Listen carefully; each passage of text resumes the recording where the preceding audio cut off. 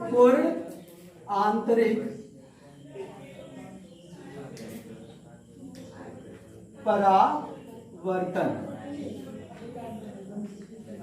ध्यान दीजिए, जो यहां शाब्दिक मतलब है वही एक्चुअल इसकी मीनिंग होती है, यह डिफिनीशन भी है। पूर्ण का मतलब पूरा पूरा, आंतरिक मतलब अंदर से ही, परावर्तन का मतलब परावर्तित होना, यानी जिस माध्यम से किरण आ रही है उसी माध्यम में पूरी तरह से परावर्तित हो जाना पूर्ण आंतरिक परावर्तन कहा जाता है। और यह घटना हम तब पढ़ेंगे जब अपवर्तन की घटना पढ़ रहे हैं, यानी जब हमारा माध्यम कैसा होगा, पारदर्शी होगा। जब माध्यम पारदर्शी नहीं होता उस समय तो परावर्तन होता ही है, पूर्ण आंतरिक परावर्तन उस समय भी होता है। जैसे अभी परावर्तन की घटना में पढ़े थे, किरण आ रही थी और उसी माध्यम में जा रही थी, तो जो किरण ऐसे आएगी वो ऐसे जाएगी, ऐसे आ रही थी ऐसे जा रही थी, तो यह परावर्तन की घटना थी जब यह माध्यम हमारा क्या था, अपारदर्शी, जैसे कांच कह रहे। लेकिन यह घटना हमें पढ़ना है किसके लिए, जब माध्यम हमारा पारदर्शी है अर्थात अपवर्तन की घटना घटती है तब। तो चलिए इसको समझने की कोशिश करते हैं। ये ऊपर कांच है, क्या है, ये कांच है और यह वायु, ठीक है, और यहां पे पारदर्शी माध्यम ये है, कांच से वायु में प्रकाश की किरण प्रवेश कर रही है, इसका यह अभिलंब है मान लेते हैं। बताइए कांच कैसा माध्यम है, सघन माध्यम है या विरल माध्यम, ये कांच कैसा माध्यम है, कैसा माध्यम है, विरल माध्यम नहीं है भाई, वायु विरल माध्यम, ये सघन माध्यम है। यानी कांच एक प्रकार का ठोस है, इसके अणु बहुत पास पास होते हैं और इसके अणुआई के कांच से क्या होते हैं, दूर दूर होते हैं, इसलिए कैसा कैसा माध्यम कहा जाएगा, सघन माध्यम। कांच हमारा सघन माध्यम हो गया और ये वायु विरल माध्यम।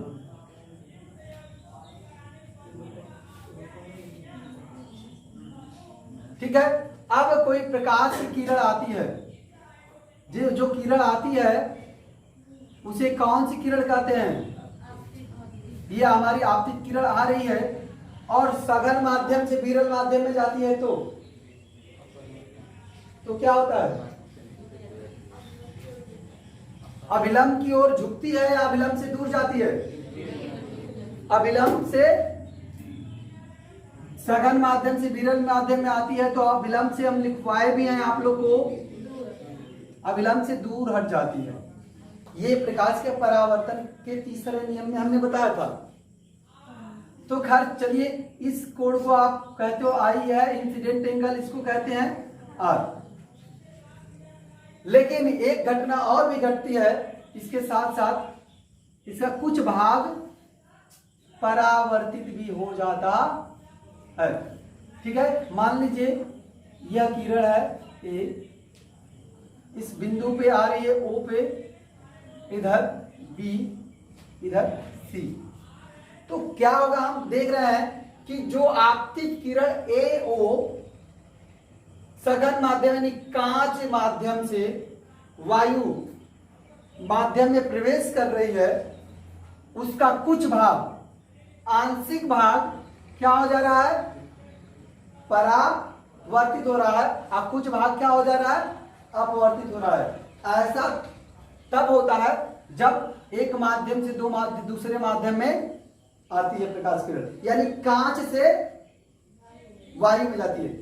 जैसे उदाहरण के तौर पे आप एक कांच की पूरा आर पार शीशा ले लीजिए, कांच, और जब कांच ले लोगे तो ये आपका कांच है, ठीक है, पूरा मान लीजिए इसके आर पार दिख रहा है, तो प्रकाश से किरण आती है तो इसके उस पार तो जाएगी ही जाएगी। अगर यह काम अभी भी कर रहे हैं, मान लीजिए बाहर से धूप आ रही है, इस पर पड़ रहा है, तो धूप से टकराकर प्रकाश उधर भी जाएगा और कुछ जाता है कि नहीं जाता है, जाता है ना। ऐसे आपके घरों में खिड़की लगा होता है, खिड़की से प्रकाश जो आता है इस साइड तो आता ही आता है, आप उस साइड देखेंगे तो खिड़की आपको चमकती हुई नजर आएगी। ऐसा क्यों आता है? क्योंकि प्रकाश का कुछ भाग परावर्तित हो जाता है। क्लियर है? अगर वह प्रकाश पूरी तरह से परावर्तित हो जाए तो प्रकाश इस तरफ नहीं आएगा। बात समझ में आ रही है सबको? तो अब ये कैसे होगा बताइए? पूरी तरह से परावर्तित ये कब होगा? करेंगे इस कोण को हम क्या बोलते हैं? आपतन कोण। अब जैसे जैसे इस आपतन कोण को बढ़ाएंगे, इस किरण को मान लीजिए धीरे धीरे धीरे धीरे खींच कर इधर ला रहे हैं। आपतन कोण को जैसे जैसे बढ़ाएंगे ये अपवर्तन कोण भी बढ़ता जाएगा और एक समय ऐसा आएगा कि आपतन कोण बढ़ाएंगे तो यह यहां चला आएगा, यानी ओसी क्या हो जाएगी? ऐसे हो जाएगी। अर्थात आप अपवर्तन कोण का मान 90 अंश हो जाएगा। उस कंडीशन में किरण इस पार नहीं आएगी और यही कंडीशन क्या कही जाती है? पूर्ण आंतरिक परावर्तन। क्लियर है? समझ में आ रहा है? तो हम पूर्ण आंतरिक परावर्तन में यही पहले तो ये लिखेंगे। लिखने के लिए क्या लिखेंगे कि प्रकाश के अपवर्तन में जब प्रकाश की किरण एक माध्यम से दूसरे माध्यम में प्रवेश करती है, एक पारदर्शी माध्यम से दूसरे पारदर्शी माध्यम में प्रवेश करती है, तो उस किरण का कुछ आंशिक भाग क्या हो जाता है? परावर्तित हो जाता है और कुछ भाग अपवर्तित हो जाता है। जैसे यहां दिखाया गया किरण ओबी और किरण ओसी। अब हम कहेंगे यदि हम इसका आपतन कोण आई का मान बढ़ाते जाएं तो इसके अपवर्तन कोण आर का भी मान बढ़ता जाएगा और एक स्थिति ऐसी अवश्य आएगी जब इस अपवर्तन कोण आर का मान 90 अंश हो जाएगा। ठीक है? उस स्थिति में या उस समय की प्रकाश की घटना को हम क्या बोलेंगे? पूर्ण आंतरिक परावर्तन। क्लियर है? यानी उस साइड जाने लगेगा। और हम ये कह सकते हैं कि वह आपतन कोण जिस समय प्रकाश की किरण पूरी तरह से परावर्तित होने लगती है, अर्थात इसका परावर्तन कोण और अपवर्तन कोण 90 अंश हो जाता है। वह आपतन कोण जिस पर इसका अपवर्तन कोण 90 अंश हो जाता है उस कोण को हम क्रांति कोण कहते हैं। इतनी बात समझ में आई? तो आप हेडिंग डाल चुके हो तो लिख लो, बोल दे रहे हैं, लिख लो। यहां पे ये सघन माध्यम है तो लिखेंगे जब कोई प्रकाश की किरण किसी सघन माध्यम से विरल माध्यम में प्रवेश कर रही थी। जब प्रकाश की किरण सघन माध्यम से विरल माध्यम में प्रवेश करती है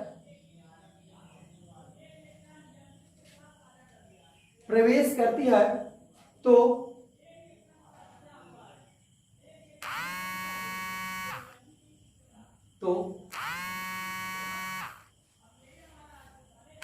प्रकाश की किरण का आंशिक भाग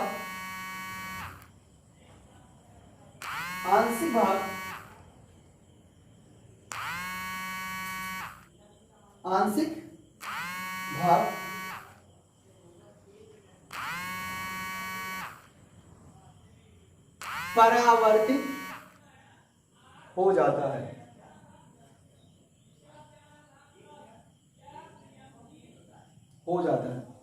हो गया?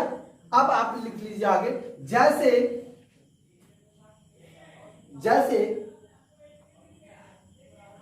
किरण एओ, आपतित किरण लिख लीजिए, आपतित किरण एओ का आंशिक भाग ओ भी परावर्तित हो गया है।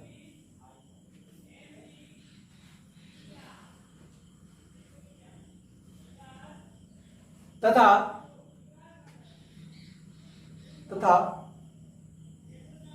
शेष भाग किरण ओसी के रूप में अपवर्तित हो गया है।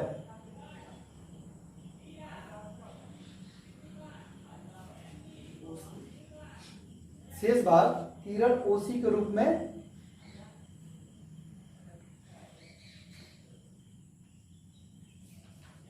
किरण ओसी के रूप में अपवर्तित हो गया है।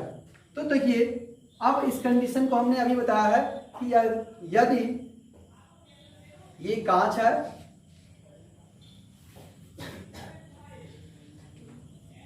और यह वायु, अब देखो इसका मान बढ़ाना है, यानी आप बढ़ाते बढ़ाते यहां कर दिए, ये आपकी किरण, ये आर का मान बढ़ गया, तो आर का मान बढ़ेगा, अरे आई का मान, तो आर का भी मान क्या होगा, बढ़ेगा कि नहीं बढ़ेगा।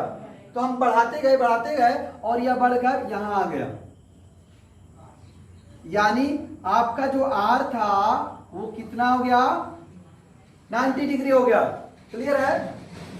तो इस समय जो ये आपतन कोण है इसे क्या बोलेंगे, क्रांतिक कोण। ठीक है, क्रांतिक कोण। अब क्रांतिक कोण के मान से थोड़ा सा भी मान अधिक करो तो प्रकाश पूरी तरह परावर्तित हो जाएगा। अर्थात यहां पे हम इसको ड्रा करते हैं,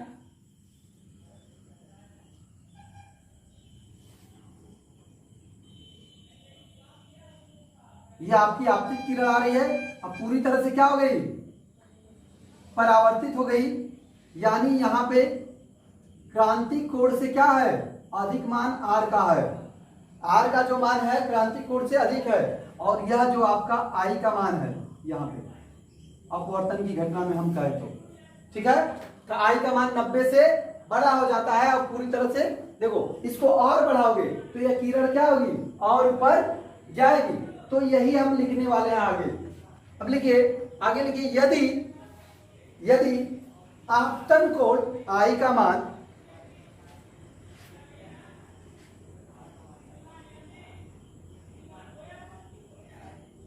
यदि आपतन कोण आई का मान बढ़ाएं, आई का मान बढ़ाएं तो अपवर्तन कोण आर का भी मान बढ़ने लगता है।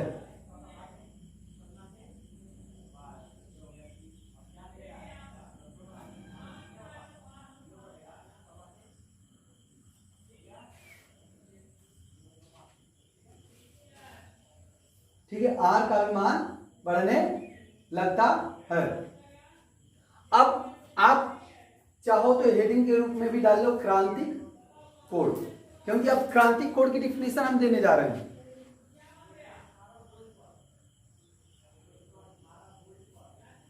ठीक है, आपतन कोण है ना, आपतन कोण का वह अधिकतम मान, बढ़ाते जाएंगे तो अधिक होगा ना, आपतन कोण का वह अधिकतम मान जिस पर अपवर्तन कोण का मान 90 हो जाता है, उस कोण को क्या बोलते हैं, क्रांतिक कोण बोलते हैं। क्लियर है। तो लिखिए, आगे लिख लीजिए, प्रकाश के अपवर्तन की घटना में, देखिए प्रकाश के अपवर्तन की घटना में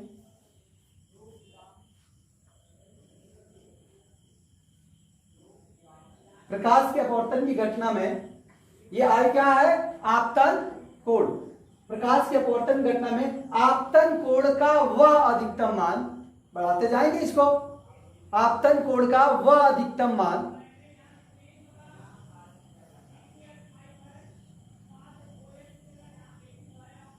जिसके लिए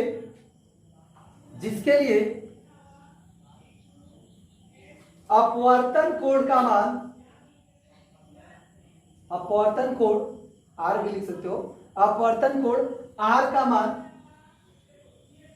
क्या हो जाता है, 90 अंश हो जाता है, जिसके लिए अपवर्तन कोण आर का मान 90 डिग्री 90 अंश हो जाता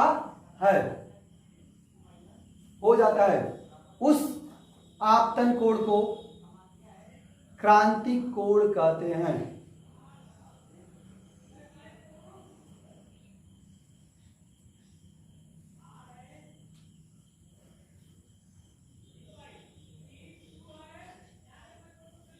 ठीक है, नीचे लिख लीजिए पैराग्राफ चेंज करके, और उसी में लिख लीजिए पहले क्रांतिक कोण को सी से प्रदर्शित करते हैं। ठीक है, क्रांतिक कोण को C से प्रदर्शित करते हैं।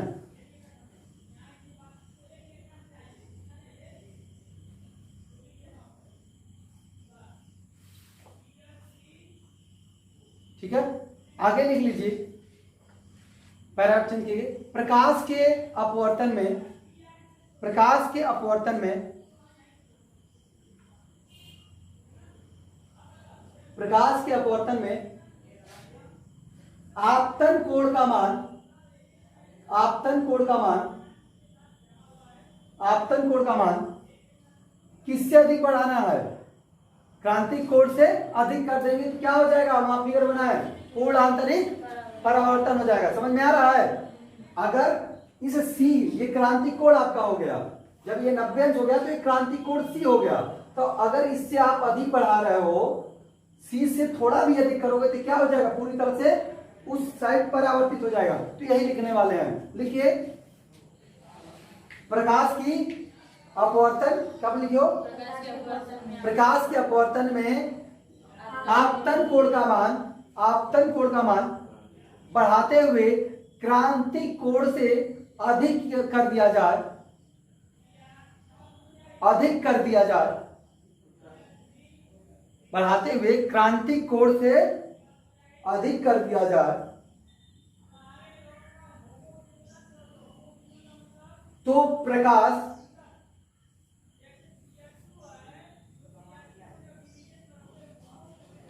प्रकाश उसी माध्यम में पूर्ण रूप से परावर्तित हो जाता है, उसी माध्यम में पूर्ण रूप से परावर्तित हो जाता है जिस माध्यम से आता है। प्रकाश उसी माध्यम में पूर्ण रूप से क्या हो गया? परावर्तित हो जाता है जिस माध्यम से आता है।